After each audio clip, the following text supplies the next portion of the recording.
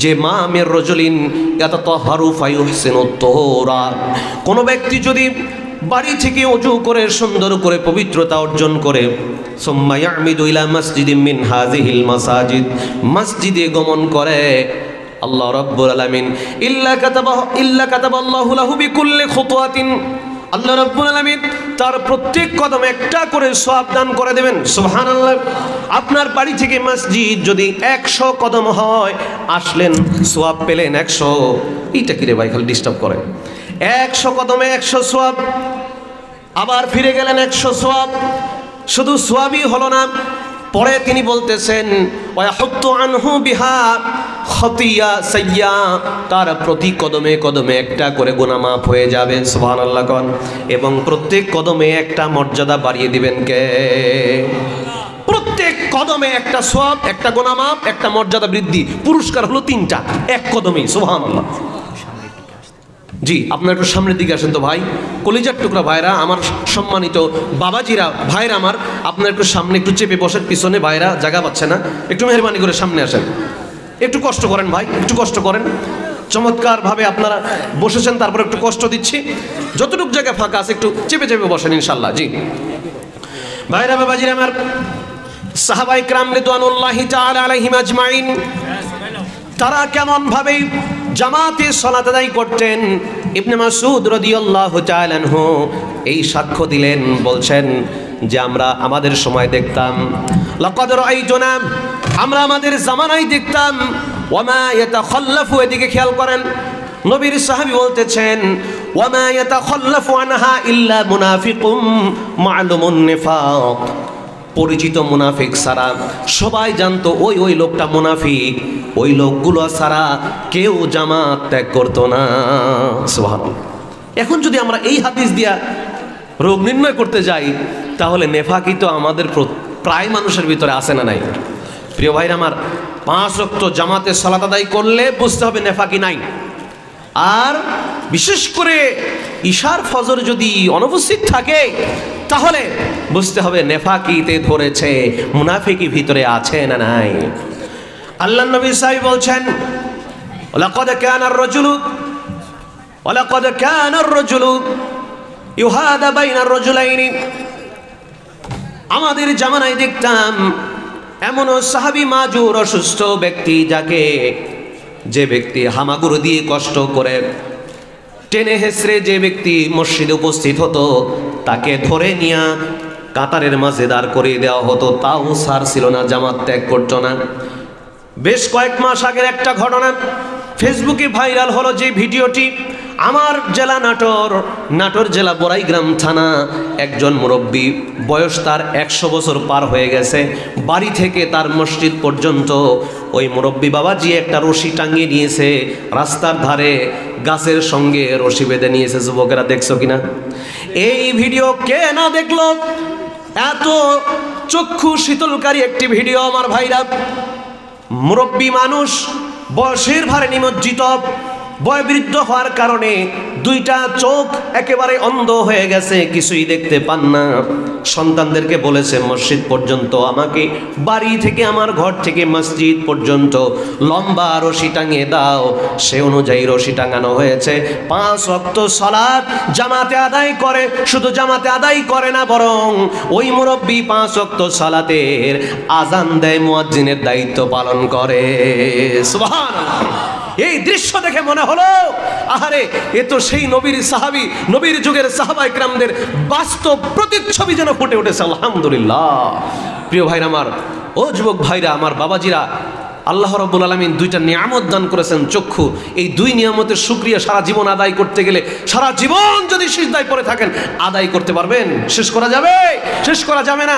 সুতরাং আল্লাহ 2টা চোখ দিয়েছে, পথ দেখে দেখে, রাস্তা দেখে দেখে মসজিদে আসবেন, 5 ওয়াক্ত সালাত আদায় করবেন। যারা জামাতে সালাত আদায় করতে পারে না সঠিকভাবে, বুঝতে হবে ভিতরে নেফাকি আছে। এই নেফাকি, এই রোগটা দূর করার ফর্মুলা আমার নবী দিয়েছেন। সুবহানাল্লাহ। আনাস ইবনে মালিক রাদিয়াল্লাহু তাআলা আনহু قال قال رسول الله صلى الله عليه وسلم আনাস ইবনে মালিকের বর্ণনা বিশ্ব নবী বলেন মান সাল্লা লিল্লাহি 40 ইয়াওমান ফি জামাআতিন ইউদরিকু তাকবীরাতাল উলা কুতিবাত লাহু বারাআতুম মিনান নারি ওয়া বারাআতুম মিনান নিফাক। তিরমিজির হাদিস, নবীজি বলছেন যে ব্যক্তি 40 দিন পর্যন্ত তাকবীরে উলার সাথে, তাকবীরে উলা হলো ইমাম যখন সালাত আরম্ভ করেন আল্লাহু আকবার বলে, যেটাকে তাকবীরে তাহরিমা বলা হয়, এটাই হলো তাকবীরে উলা, মানে প্রথম তাকবীর। প্রথম তাকবীরের সাথে 40 দিন পর্যন্ত যে বান্দা 5 ওয়াক্ত সালাত নিয়মিত জামাতের সঙ্গে আদায় করবে, আল্লাহর নবী তার জন্য 2টা পুরস্কারের ঘোষণা দিলেন। কয়টা? 1 নম্বর পুরস্কার হলো কুতিবাত লাহু বারাআতুম মিনান নার, আল্লাহ রাব্বুল আলামিন তাকে জাহান্নামের আগুন থেকে মুক্তি দান করবে। সুবহানাল্লাহ। 2 নম্বর পুরস্কার হলো বারাআতুম মিনান নিফাক, আল্লাহ রাব্বুল আলামিন তার দিল কলিজা থেকে যত নেফাকি মুনাফিকি আছে সব দূর করে দিবে। তাহলে 40 দিন যদি এই আমলটা করা যায়, দেখবেন 40 দিন পর থেকে অটোমেটিক আলহামদুলিল্লাহ আপনি জামাতে সালাত আদায় করতেছেন। জামাতে সালাত না পড়লে আর মন ভালো লাগবে না, একটা পরিবেশ কলবের মধ্যে তৈরি হয়ে যাবে ইনশাআল্লাহ। অতএব প্রিয় ভাই আমার, নেফাকি দূর করার জন্য আমাদের করণীয় কর্তব্য হচ্ছে 5 ওয়াক্ত সালাত জামাতের সাথে আদায় করবেন। প্রিয় ভাইরা আমার, ভাইরা এরপরে 2 নম্বর রোগ হলো কলবের আত্মার 2 নম্বর রোগ হচ্ছে রিয়া, মানে লোক দেখানো আমল। আছে না নাই? লোক দেখানো আমল। আরে বাবারে, আমাদের দেশে যে কি পরিমাণ লোক দেখানো মানুষ, 2 টাকার জিনিস দান করতেছে, আবার 10টা ছবি না তুললে মন ভরে না। আছে না নাই? বন্যার্তদের ত্রাণ দিতে গিয়ে ত্রাণ যতটুক দেয় তার সে মানে তার টেনশন বেশি, ছবি ঠিক মতো উঠতেছে কিনা। করোনার সময় উত্তরবঙ্গে এক চেয়ারম্যান, উপজেলা ইউনিয়ন পরিষদের চেয়ারম্যান গরিব দুস্থ নারীদেরকে ডেকে ত্রাণ দিল। বস্তা ছোট ছোট প্যাকেট দিয়েছে, 5 কেজি 10 কেজি এরকম হবে। লাইন ধরে দেওয়ার পরে ছবি যখন ভিডিও করা কমপ্লিট হয়ে গেছে, সবগুলো কেড়ে নিয়েছে আবার। এটা এখনো পাওয়া যাবে, তথ্য আছে। সম্মানিত উপস্থিতি, এই দেশের মানুষ এইরকম 5 ওয়াক্ত নামাজ পড়ে তো পড়ে, যখন বাজারে যায় গল্প করার সময় নিজের ইবাদতগুলো গল্প কেমনে করা যায়, ইবাদতের গল্প এইভাবে বলে, ভাই আস্তে আস্তে দেরি হয়ে গেল, আসরের সালাত পড়ে আসলাম মসজিদে জামাতের সাথে। আবার দেখা যাচ্ছে ফজরের টাইমে মুরব্বী দৌড়ায় আসছে বাড়ি থেকে, নামাজে জামাতে হাজির হয়ে তার আশেপাশে যারা বন্ধু বান্ধব ভাই ব্রাদার আছে নামাজ শেষে গল্প করতেছে, আজকে 1 রাকাত ফেল হয়ে গেল। ওই তাহাজ্জুদের নামাজ পড়ে একটু কোরআন পড়তে লাগছিলাম, কোরআন পড়ে হঠাৎ করে চোখ লেগে আসলো, আর জায়গা পাইনি, তাড়াতাড়ি করে ওই তাহাজ্জুদের নামাজ আর কোরআনটাই শুধু পড়ছি, এসে এই যে জামাতে 1 রাকাত ফেল করলাম। মানে উনি যে তাহাজ্জুদের নামাজ পড়ছে, কোরআন তেলাওয়াত করছে, এটা জানানো দরকার। আবার বলে, এই আব্দুল্লাহ, তোমার বাড়িতে কি সমস্যাটা কি বলো তো? রাত্রেবেলা বাচ্চা তোমার এত কান্নাকাটি করে কেন? সমস্যা কোথায়? আমি তাহাজ্জুদের নামাজে দাঁড়ায় দোয়া কালাম মুখে আসে ঠিক মতো, বলে কি বলে না। মানে উনি যে তাহাজ্জুদ গুজার মানুষ, এটা যে কোনো ডান বাম করে বিভিন্ন অ্যাঙ্গেলে বোঝানোর চেষ্টা করে। এইরকম আল্লাহর বান্দা আছে না নাই? আবার হাজী সাহেব হজ করেছে, দোকানে বসে হজের গল্প, মাঠে গেলে হজের গল্প, রাস্তা গেলে হজের গল্প, সব জায়গায় হজের গল্প। হজে যে কি করলাম এই মানে তার মনটা উতলা থাকে যে কেমনে বোঝানো যায় যে আমি হজ করে আসছি। আছে না নাই? প্রিয় ভাই আমার, খবরদার, নিজের আমল যদি প্রকাশ করেন বরবাদ হয়ে যাবে, বরবাদ হয়ে যাবে। বিন্দুমাত্র সওয়াব আমল নামায় তো থাকবে না, বরং এটা গোপন শিরকের পাপে পাপী হওয়া লাগবে। সাবধান। আল্লাহ রাসূল সাল্লাল্লাহু আলাইহি ওয়াসাল্লাম সাবধান করলেন। আবু মুসা আশআরী রাদিয়াল্লাহু তাআলা আনহু থেকে বর্ণিত, তিনি বলেন, আল্লাহর নবী ডেকে বললেন, আইয়ুহান নাস, হে মানব সকল শোনো, ইত্তাকু হাযা শিরক, তোমরা এই শিরক থেকে বেঁচে থাকো। কেননা ফাইন্নাহু আখফা মিন দাবিবিন নামাল, কেননা এই গোপন শিরক তোমাদের আমলের ভিতরে এত গোপনে পিপিলিকার চলার চাইতেও নীরবে প্রবেশ করবে। আমার ভাইরা খেয়াল করেন, পিপিলিকা হেঁটে গেলে কোনো শব্দ হয় কিনা? কোনো আওয়াজ হয় না।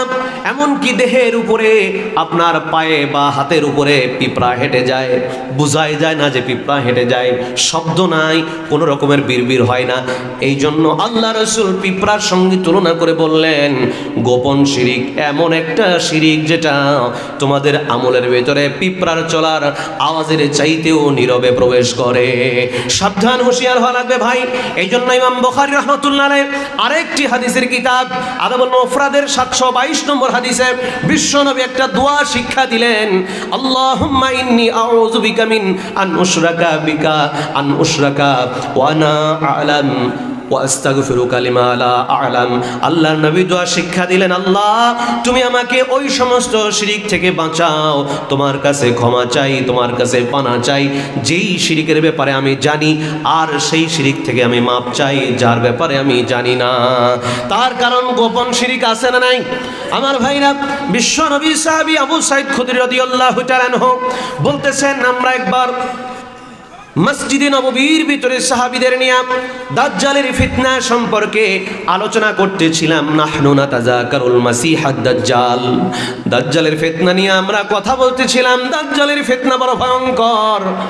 এমন সময় বিশ্বনবী আমাদের মাঝে খরাজা আলাইনা রাসূলুল্লাহি সাল্লাল্লাহু আলাইহি ওয়াসাল্লাম, বিশ্বনবী ঘর থেকে হুজরাখানা থেকে বের হয়ে আমাদের সামনে এসে উপস্থিত হলেন, হয়ে বলছেন, ও সাহাবীরা তোমরা কি বলতেছো? তখন আমরা বললাম, ইয়া রাসূলুল্লাহ আমরা এটা বলতেছি।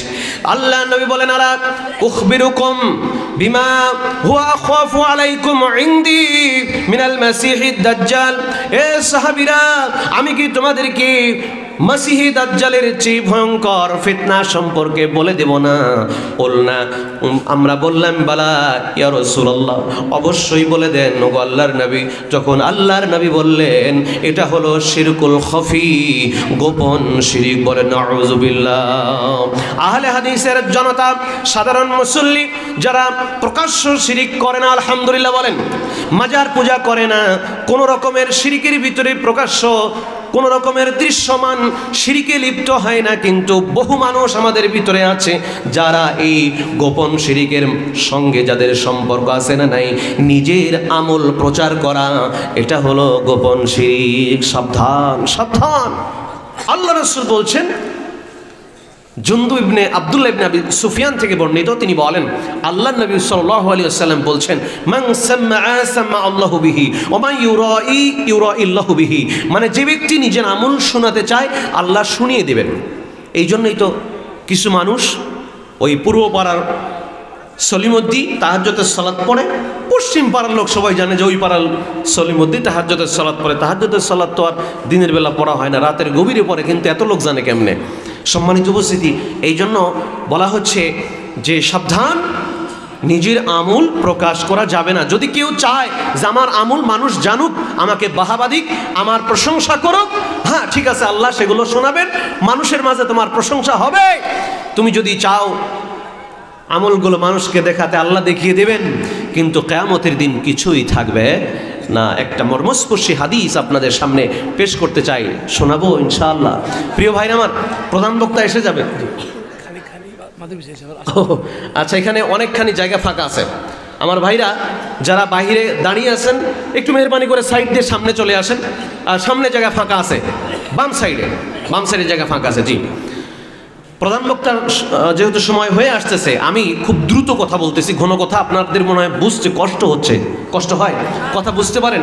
আমি অল্প সময় একটু বেশি কথা বলার চেষ্টা করতেছি, কান খাড়া করে রাখবেন ইনশাআল্লাহ। সম্মানিত উপস্থিতি, সুনান তিরমিজি 2385 নম্বর হাদিস। এই হাদিস বর্ণনা করেছে সুফাই আল আসবাহি রাহিমাহুল্লাহ। সুফাই আল আসবাহি তিনি বিশিষ্ট তাবেঈ ছিলেন। তিনি আন্নাহু দাখালাল মদিনা, তিনি মদিনাতে প্রবেশ করলেন।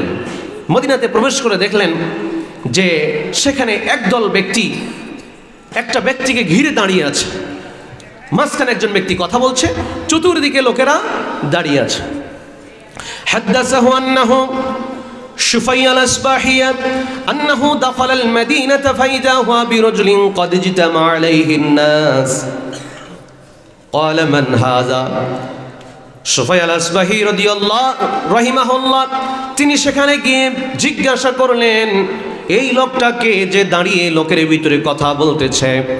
ক্বালু হাযা আবু হুরায়রা রাদিয়াল্লাহু আনহু, লোকেরা বলল ইনি হচ্ছেন আবু হুরায়রা রাদিয়াল্লাহু আনহু।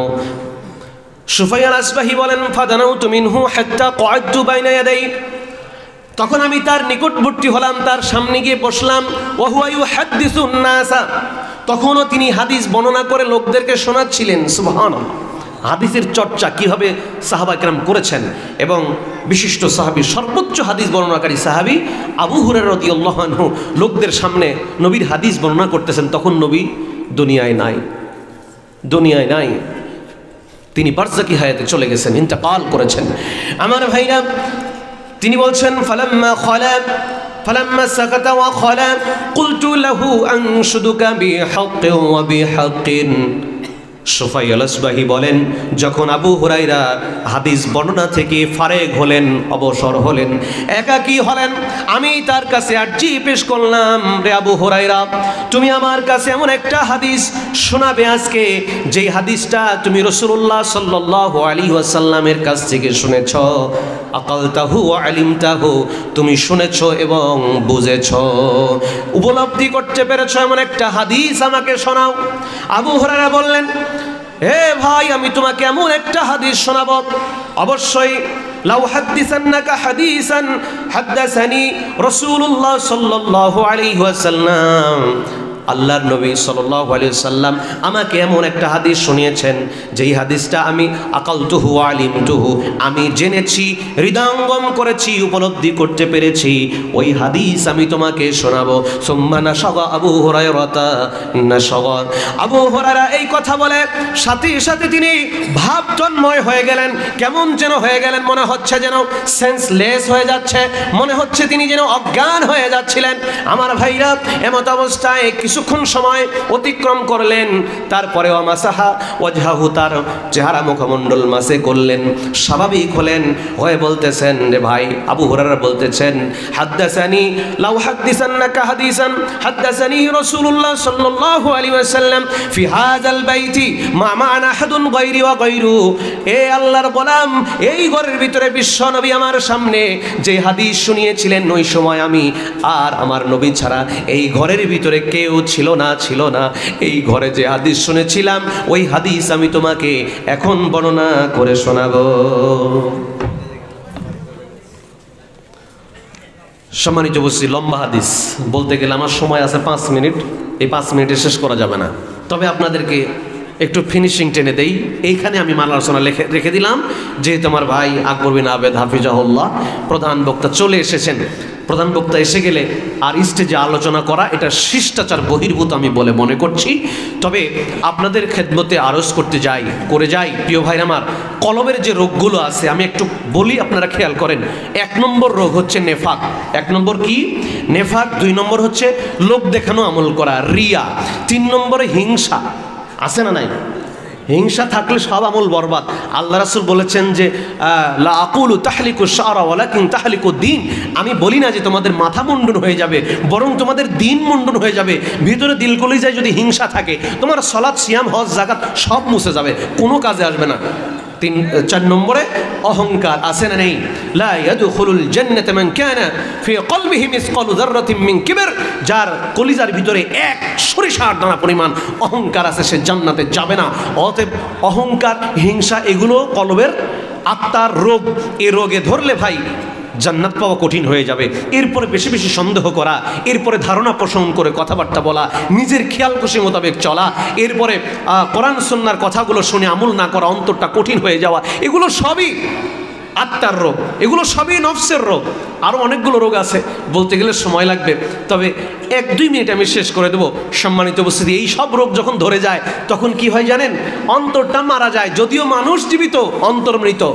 সালাফদের কথা অনুযায়ী ইব্রাহিম বিন আদহাম রাহিমাহুল্লাহ বসরার বাজারে গমন করলেন। বসরার বাজারে গমন করার পরে লোকেরা তাকে চতুর্দিক থেকে ঘিরে ধরলো, বলছে, ইয়া আবা ইসহাক, হে আবু ইসহাক শোনো, ইন্নাল্লাহ তাআলা ইয়াকুলু ফি কিতাবি, আল্লাহ রাব্বুল আলামিন তার কিতাব আল কোরআনের ভিতরে বলেছেন, উদউনি আস্তাজিব লাকুম, আমাকে ডাকো আমি তোমাদের ডাকে সাড়া দেব, জবাব দেব। ওয়া নাহনু নাদউহু মুনযু দাহরিন ফালা ইস্তাজিবু লানা, আমরা যে যুগ যুগ থেকে তাকে ডাকি তিনি তো আমাদের ডাকে সাড়া দেন না, কারণটা কি? ইব্রাহিম বিন আদহাম রাহিমাহুল্লাহ বলেন, শোনো, ইয়া আহলাল বসরা, হে বসরাবাসী, মাতাত কুলুবুকুম বিআশারাতি আশিয়া, তোমাদের কলব মরে গেছে 10টা কারণে। কয়টা কারণে? 10টা কারণে তোমাদের কলব মরে গেছে। 1 নম্বর কারণ হলো আরাফতুমুল্লাহ ওয়া লাম তুআদ্দু হাক্কা, তোমরা আল্লাহকে চেনো, আল্লাহর পরিচয় পেয়েছো ঠিকই, কিন্তু আল্লাহর হক আদায় করো না। মিলে আমাদের সাথে মেলে? আমরা আল্লাহকে বিশ্বাস করি না ভাই, আল্লাহ আরশের উপরে আছে এটা আমরা মানি না, কিন্তু আল্লাহর হক আদায় করি না। কেন? আমরা ওই যে গুনাহ করতেছি, আল্লাহর নির্দেশিত বিষয়গুলোকে মানতেছি না, ইচ্ছা মতো খেয়াল খুশি মোতাবেক জীবন যাপন করছি এবং মাঝে মধ্যে শিরিক করে ফেলতেছি। এটা আল্লাহর হকের সাথে সাংঘর্ষিক। আল্লাহর হক হলো বান্দা আল্লাহর শিরিক করবে না আল্লাহর সঙ্গে এবং বেদাত করবে না, আল্লাহর বিধানগুলো মানবে, আল্লাহ যা নিষেধ করেছেন তা বর্জন করবে, যা নির্দেশ দিয়েছেন তা মেনে নেবে। এক কথায় এটা হচ্ছে আল্লাহর হক আদায় করা। কথা বলেন ঠিক কিনা? 2 নম্বর হলো কুলতুম, 2 নম্বর হলো করাতুম কিতাবাল্লাহি ওয়া লাম তা'মালু বিহি, তোমরা এই কোরআন পড়ো ঠিকই কিন্তু কোরআন দিয়ে আমল করো না রে, এই জন্য তোমাদের কলব মরে গেছে। সুদখোর কোরআন পড়ে কিন্তু সুদ ছাড়ে না, জেনাখোর জেনাকারী কোরআন পড়ে জেনা ছাড়ে না, এরপরে গীবতকারী কোরআন তেলাওয়াত করে গীবতের আয়াত পড়ে কিন্তু গীবত ছাড়ে না, হারামখোর হারামের আয়াতগুলো পাঠ করে কিন্তু হারাম ছাড়ে না, সুদখোর রমজান মাসে হাজী সাহেব সুদের ব্যবসা করে, লেনদেন করে, মেয়েকে ফাঁকি দিয়েছে, ছেলের নামে জমি লিখে দিয়েছে, এই বিধানগুলো কোরআনে আছে না নাই? এর বিধানগুলো আছে, নিষেধাজ্ঞা আছে, বিধি নিষেধ আছে। আমার ভাইরা, কোরআন হাজী সাহেব রমজান মাসে 3 খতম দিয়া শ্বাসতলে বসে বুক ফুলে গল্প করতেছে, 3 খতম দিলাম আলহামদুলিল্লাহ, এবার আজকে 27 রমজান, 3 খতম কমপ্লিট হয়ে গেছে।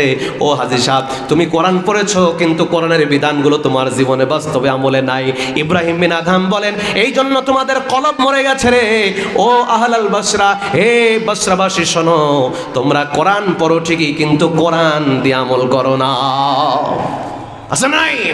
প্রিয় ভাই আমার, অনেক ওই যে আপাও কিন্তু কোরআন পড়তো কিন্তু জুলুমের আয়াতগুলো আমল করতো। আপা কোরআন পড়েছে ঠিকই কিন্তু জুলুম করেছে, হত্যার আয়াত তেলাওয়াত করেছে ঠিকই, মানুষ হত্যা করেছে, জুলুমের আয়াত পড়েছে ঠিকই, মানুষ গুম করেছে, খুন করেছে, আইনগর বানাইছে। কথা কোন ঠিক কিনা? তার মানে কলব মৃত, কলব মরে গেছে।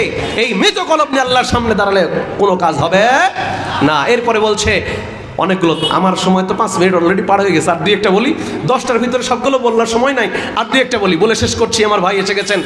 আল্লাহর রাসূল সাল্লাল্লাহু আলাইহি সাল্লামকে তোমরা ভালোবাসার দাবি করো। ইব্রাহিম বিন আদহাম বলছেন, আদাইতুম হুব্বা রাসূলিল্লাহ সাল্লাল্লাহু আলাইহি ওয়াসাল্লাম, তোমরা দাবি করো আমরা আল্লাহর নবীকে ভালোবাসি, কিন্তু তারাকতুম সুন্নাতাহু, তোমরা তার সুন্নাহ মানো না। মিলেছে? তাহেরি কি পরিমাণ নবীর প্রেম দেখা, ভালোবাসা দেখায়, নবীর শানে কত শের গায়, কত ভংসং করে, কিন্তু রসুলের সুন্নাহর অনুসরণ বাদ দিয়া যত ধরনের নিকৃষ্ট বেদাতে লিপ্ত। কথা বলেন ঠিক কিনা? কলব মরে গেছে, এই কলব মৃত্যুবরণ করেছে। ইব্রাহিম বিন আদহাম বলছেন যে তোমরা রসুলকে ভালোবাসার দাবি করো কিন্তু রসুলের সুন্নাহ মানো না। এরপরে বলছেন, কুলতুম ইন্নাল মাউতা হাক্কুন, তোমরা বলো মৃত্যু সত্য, হক, ফালাম তাস্তাইদ্দু লাহু, কিন্তু মৃত্যুর জন্য প্রস্তুতি গ্রহণ করো না। কত বাস্তব ধর্মী কথাই হবে। 10টা কথা আছে ভাই। প্রিয় ভাইরা আমার, কলব মরে যাওয়ার অনেকগুলো কারণ আছে, এগুলো থেকে আমাদের বিরত থাকা লাগবে। আর শেষ একটা কথা বলে যাই, শোনেন, সূরা শামস ওয়াশ-শামসি ওয়া দুহাহা ওয়াল কমার ইযা তালাহা, আল্লাহ রাব্বুল আলামিন এখানে 10 থেকে 11 বার আগে কসম খেয়ে নিয়েছেন। জানেন কেন খেয়েছেন? জানেন 11 বার কসম করেছেন একটা কথা বলার জন্য। এই 10-11 বার কসম করার পরে কি বলছেন?